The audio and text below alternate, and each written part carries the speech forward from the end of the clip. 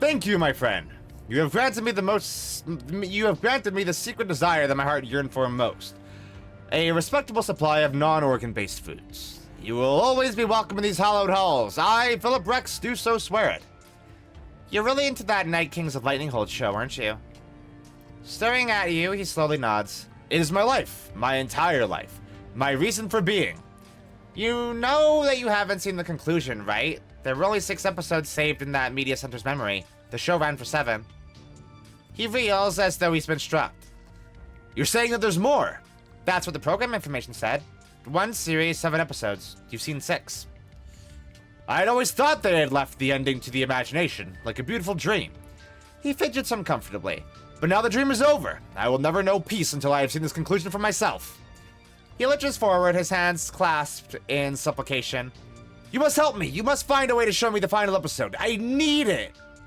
Well, I guess that I could disengage the quarantine. That'd reestablish the building's matrix link, and then I could download the show for you. He nods vigorously, patches of beard wobbling with emotion. Yes, please, do it. Do it for me.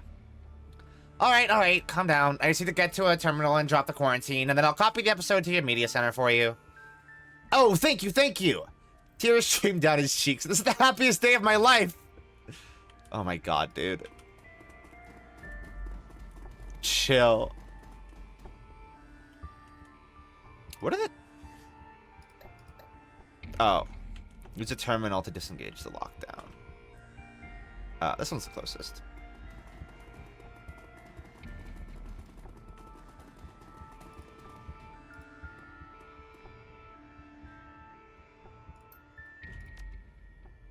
All it takes is a few keystrokes to disengage the quarantine. Apparently, Phil isn't particularly well versed in basic building systems operations. Finding a copy of the 7th episode of Night Kings of Lightning Hold proves to be a more ambitious undertaking. Eventually, you find a pirate site for old TRID programs. According to the synopsis, the show ends with Titonius Rex's victory over the Jubathon Horde after he inspires a peasant revolt to defeat the invaders. The development was not well received by the show's admittedly few fans who complained that it came out of nowhere. In addition, many of the show's ongoing plot threads were left unresolved. You download the episode to Phil's media center and power down the machine. Oh my god, this is gonna ruin this poor man's life.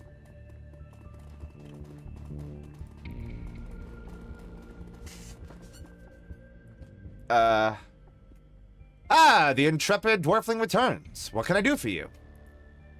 The quarantine's off now. The final episode of your show is on the records computer. Yes! Peace will be known and brought to the land! Phil takes off running in the direction of the records room. Well, there's karma for us.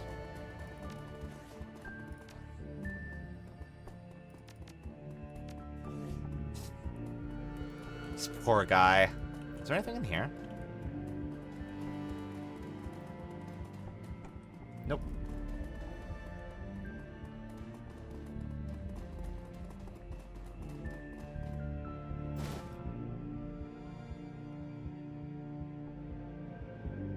Oh my god. That's actually great. I love the idea that Blitz is also a fan of this show. Oh! That's also why there's... In the fucking... On the BBS, there was a thread about somebody's, like, media server getting trashed by someone named Blutz. Because he was mad that his favorite cartoon was cancelled. You have given me everything. My whole heart's desire. The hidden knowledge of Titonius Rex's victory is mine, and I will be a better ruler for it. And also, I have sugary snacks. Philip stares into your eyes. His entire body is trembling. I have it all, and all thanks to you, noble dwarfling. All thanks to you. No problem, Phil. Don't worry about it, man. It wasn't even all that difficult. He throws back his head and barks out a laugh. Spoken like a true hero. Farewell, my friend. Perhaps one day I'll be able to come to your aid in return. That'd be... great, Phil. I'm sure that you'd be a really big help. Bye, Phil. I love you.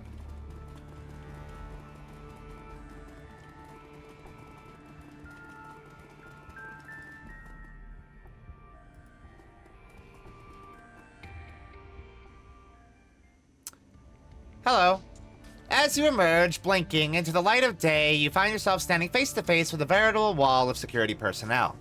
A man in an expensive suit raises a megaphone to shout at you.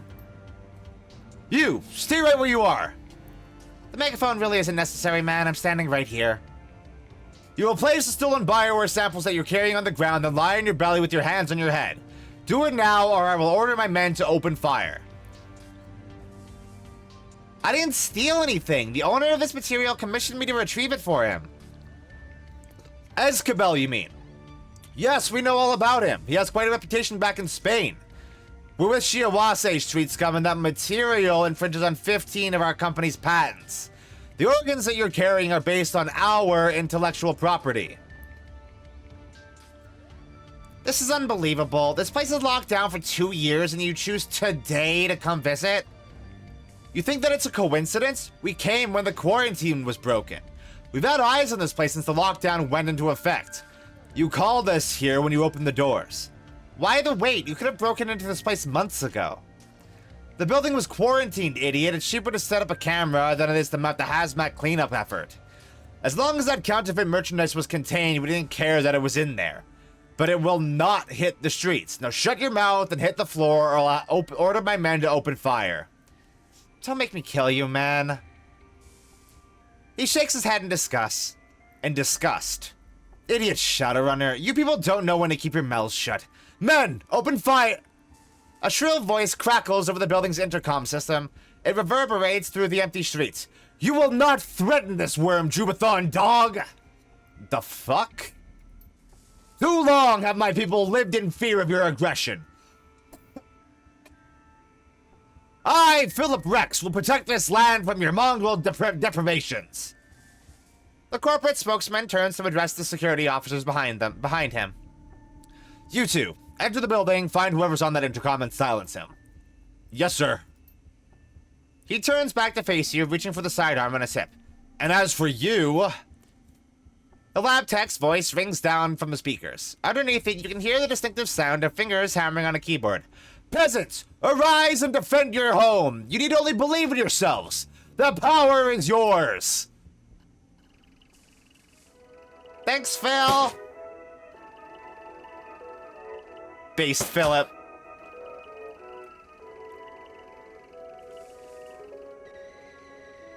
I love that it plays the fucking music.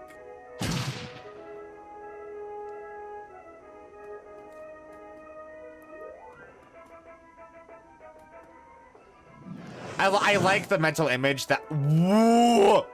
I like the mental image that Philip is blasting this out through the speakers.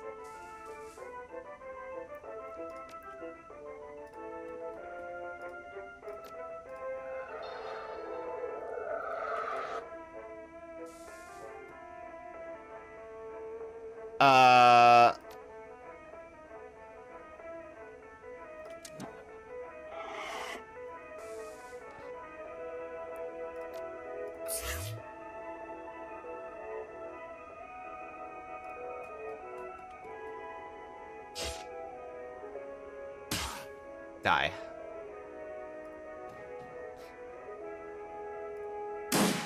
Fuck.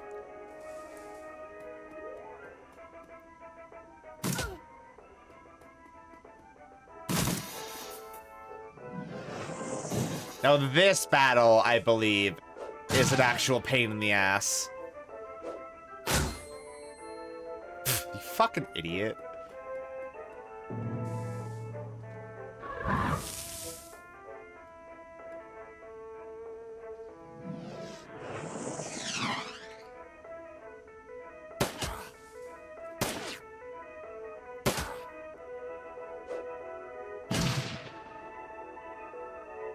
Okay.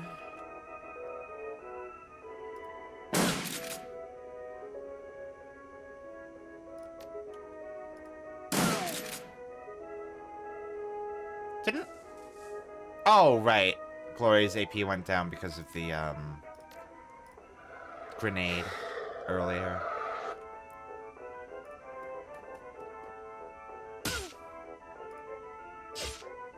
Fuck. Die.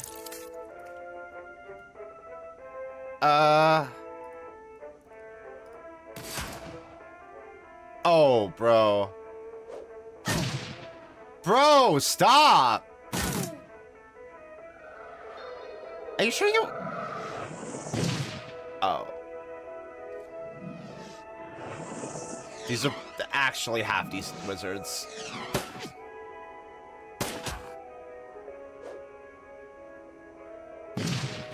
That was a long lob, my drone.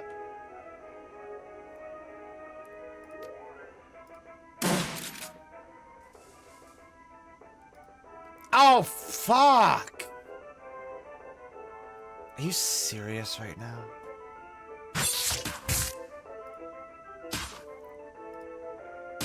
Die.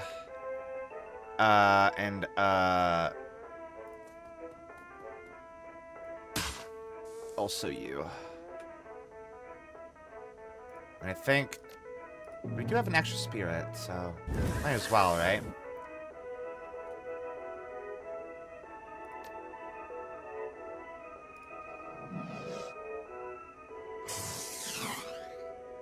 Well, alright.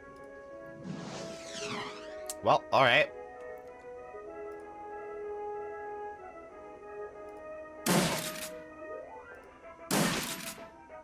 Gloria, you're fine.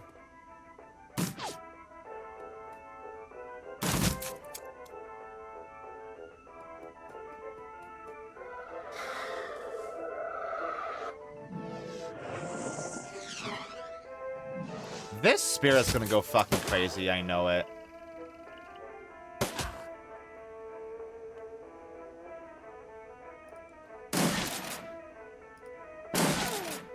Oh, shit. Gloria, can you make it all the way over there? Fuck him up. Yeah! That's the good shit.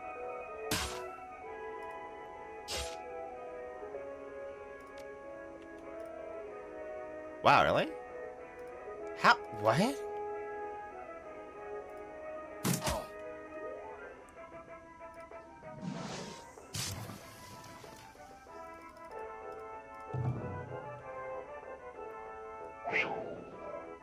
Die.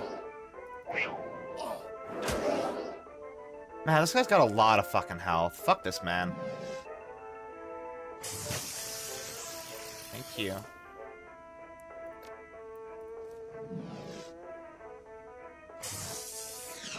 Oh.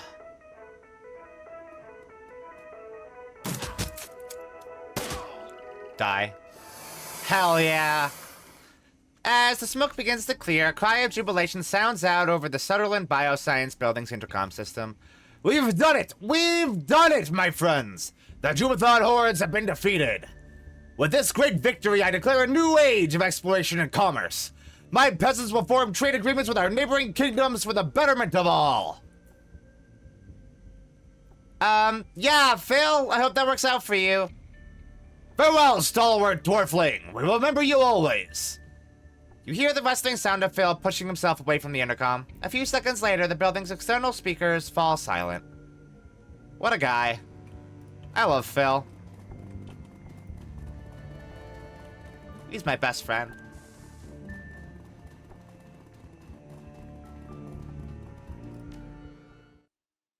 We didn't actually get any, like, pay data or anything from there, huh?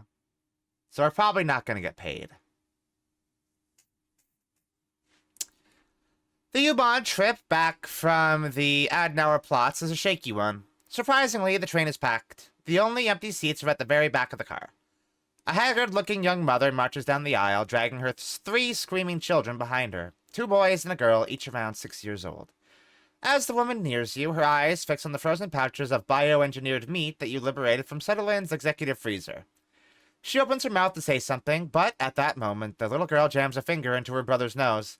The boy howls, and the young mother's shoulders slump. Slowly, robotically, she turns back toward her destination and begins to trundle forward, dragging her squalling offspring forward with the solemnity of a funeral procession. Eventually, the train hums to a stop. You depart gratefully, lugging a freezer's worth of Bioware samples behind you.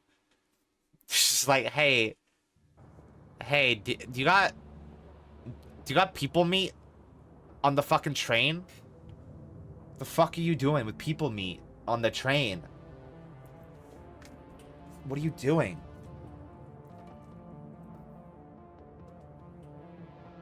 Hello? There we go. Man, that only gave me 2 karma, too. It's a bad job. I mean, the quest itself was fine, but, like, the reward for it is, like, minimal. Also, why am I lagging suddenly?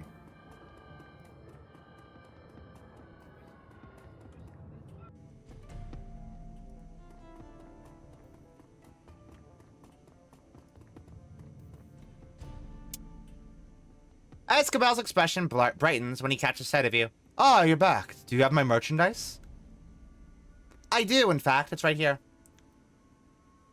He greedily snatches the samples from your hands. So you do. Yes, this is exactly what I've been waiting for. Good work, Novacat. The doctor turns away, rifling through the samples and inspecting their labels. He looks like a kid in a candy store.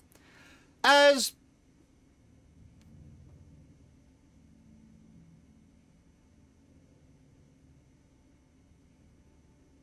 That's just an insult. As per our agreement, there will be no monetary compensation for this run, but if you'll give me a moment, I will add the samples that you've recovered to my inventory. He looks over the samples that you've brought him and eagerly begins punching their serial numbers into his PDA. I think you'll be pleasantly surprised. Now, if you'll excuse me. Fine, but let's make this quick, alright? I want to get this merchandise logged into inventory before it starts to thaw. The Shiawase Corporation had eyes on that building. I had to fight one of their retrieval teams. Oh, I can't say that I'm surprised. They were instrumental in engineering my downfall back in Spain. The bastards brought all manner of drummed-up charges against me. The tabloid press had a field day. I wouldn't worry about Shiawase. They may have their files on me, but they won't take any direct action against the Cruise Bazaar. I have information on several of their executives that would be quite embarrassing if it ever came to light.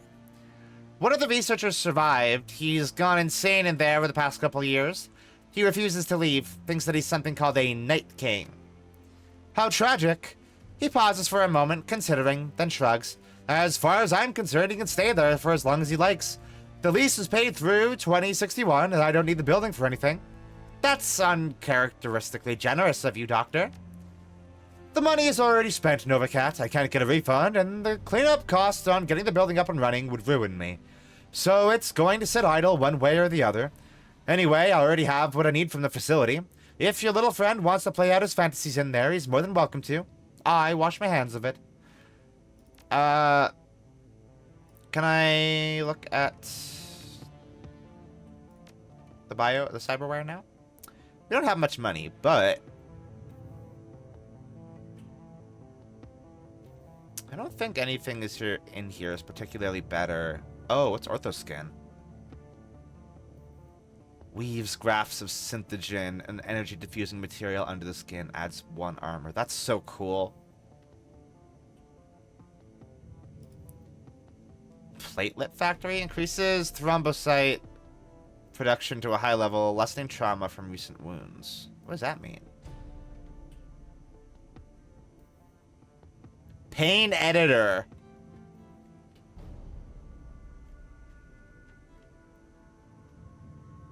It's fucked up. Just edit your pain.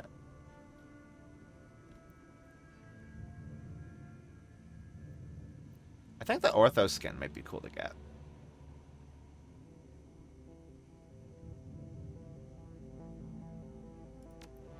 We'll see.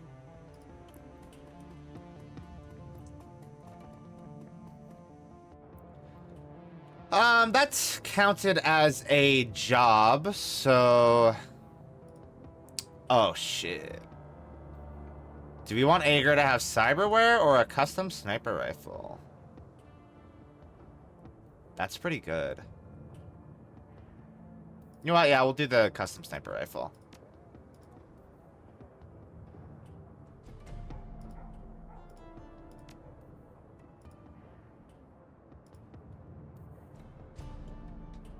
So, Adrenaline Pump lasts 1 additional round for a total of 4 rounds, and the cooldown is 5 turns rather than 6, which is hella.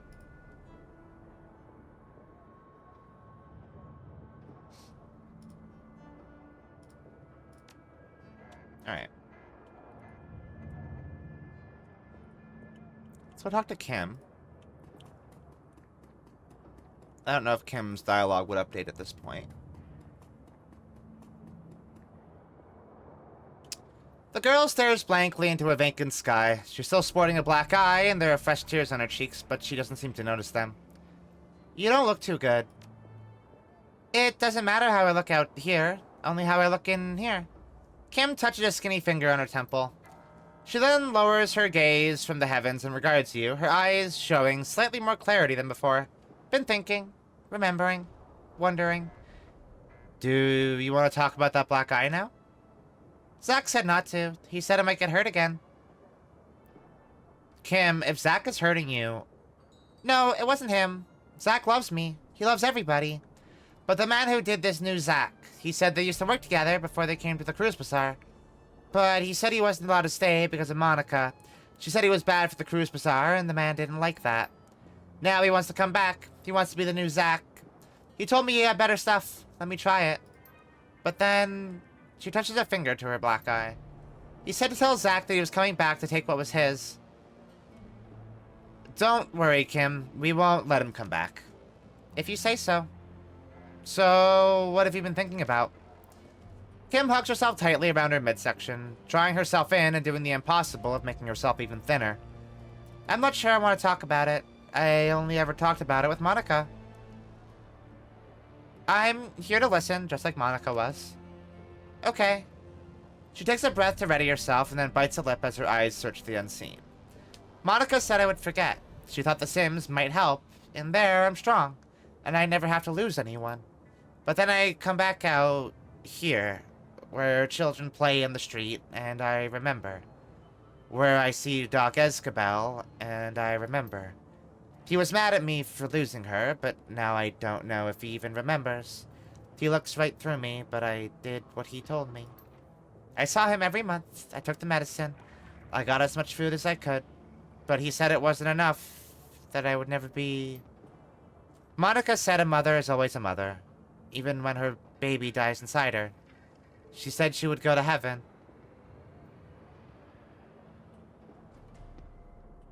I'm sure they're up there together. Monica will take care of her. I'll leave you be. Damn. Fucked up. Not great. Okay, we can't talk to Zach about whatever the fuck.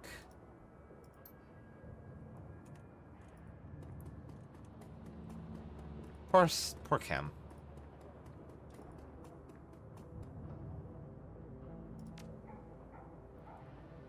I think we can get that shotgun now. Yeah, but we need 3,000 fucking new yen for it, though.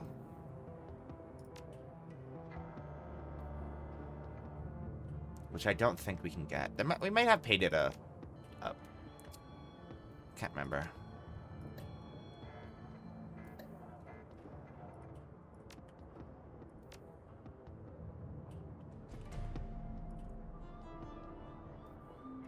And I guess we don't really need that until, like, after the Mueller job, so... Okay, so we can't talk to Blitz about anything, we can't talk to Ager about anything. We can talk to Dietrich.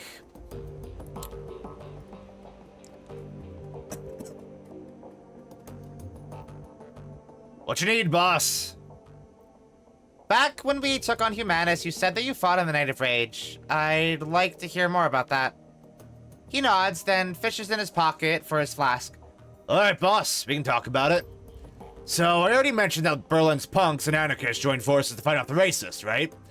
And after a long, bloody fight, we beat them. What I didn't mention is how I figured into all of this. I'm an anarchist at heart. Always have been, but at the time, I fit squarely into the punk camp. I was 32 at the time, Messerkampf was still touring, Not as much as we did when we were kids, but we had a following. I guess I was sort of an elder statesman for the scene. When we rallied to fight the racists, my followers came along for the ride. Bunch of young kids all full of piss and vinegar and the immortality of youth. I was full of that good old Dragon Slayer spirit, pissed off and itching for a fight. And so I led those kids into the fray.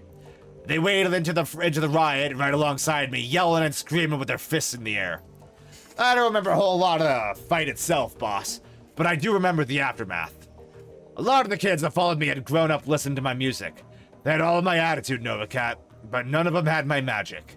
And a youthful enthusiasm is no defense against a knife or a handgun. I left the punk scene for all of the reasons I told you, boss. But there was a bigger reason, and I saw it in those kids' broken bodies. This road that I'm on, it leads to the grave. I've got the power to make it a leisurely trip, but make no mistake, that is where I'm headed. Those kids tried to follow in my footsteps, and they wound up sprinting ahead of me instead. Better for me to stay out of the public eye and stick to the shadows. My stint as a role model was ill-advised. Have you put any thought into what I said earlier? Yeah, boss, I have. It's an interesting idea, but there are risks. I'm thinking that this might not be the best of times to approach him about it.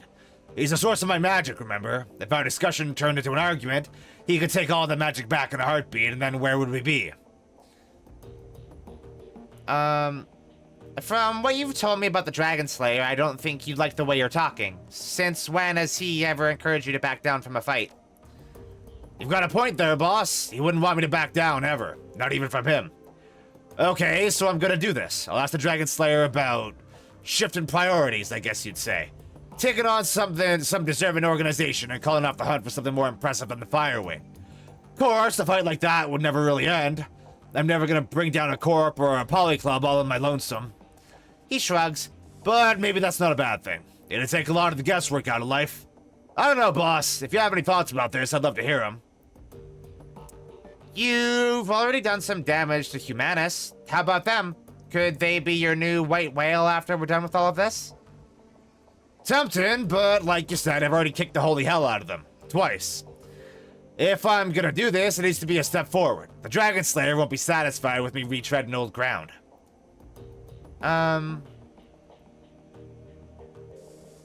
Why tie yourself to a specific group? I say, keep it fluid. Stump anyone that threatens the flux. Isn't that what Berlin is all about? He cocks his head. Interesting. That's a different approach, but I like it. Hang on a second, I'll ask. He closes his eyes and concentrates. Minutes pass. Slowly, a smile creeps across his face. Dietrich opens his eyes and turns to face you. Yeah, I think that he'd like this plan just fine. That was it? That was all it took? The Dragon Slayer don't mince words, boss. If he didn't like the plan, he'd have told me. Dietrich's grin widens. He looks more at ease than you've ever seen him. Well, boss, I've got myself a plan and a new target to boot.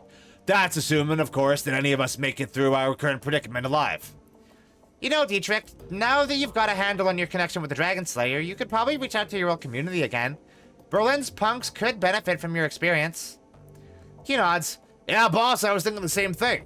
Maybe I could give back a bit and fix some of the damage I caused in my misspent youth. After we finish dealing with the crisis in front of us, that is. It's a good thought, anyway. I'll keep that in mind. Alright. So we've got Glory to talk to, which I think, we'll take a break before we do that, because it's been 2 hours. And we're about to get to some pretty fucked up shit with Glory. And we've got another DVD to read.